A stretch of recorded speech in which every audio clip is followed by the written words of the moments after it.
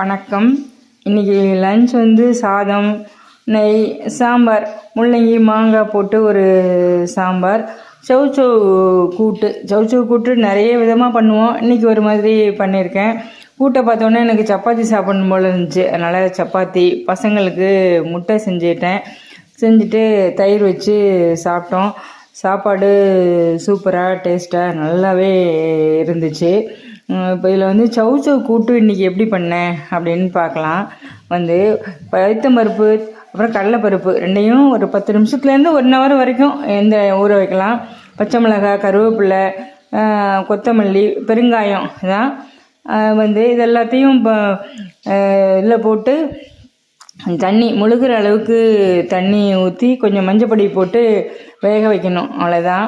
ஒரு விசில் விட்டால் போதும். விட்டுட்டு எடுத்தால் கரெக்டாக நல்லாவே வெந்திருக்கும். அதுக்கப்புறம் கொஞ்சம் எண்ணெய் விட்டு வெங்காயம், தக்காளி, சௌச்சௌ, அப்புறம் அதோட கொஞ்சம் உப்பு அது போட்டு கொஞ்சம் 1/4 டம்ளர் தண்ணி ஊற்றி அதை வேக வச்சு 3 விசில் விட்டு நிறுத்திட்டு உடனே ப்ரெஷரை ரிலீஸ் பண்ணிட்டு எடுத்து பருப்பையும் அந்த வெந்த பருப்பு இருக்கு இல்லையா, அதை கொட்டி நல்லா கிளறணும். 2 நிமிஷம் கிளறினா போதும். ஏன்னா தனித்தனியாக வந்திருக்கு, அதனால தான்.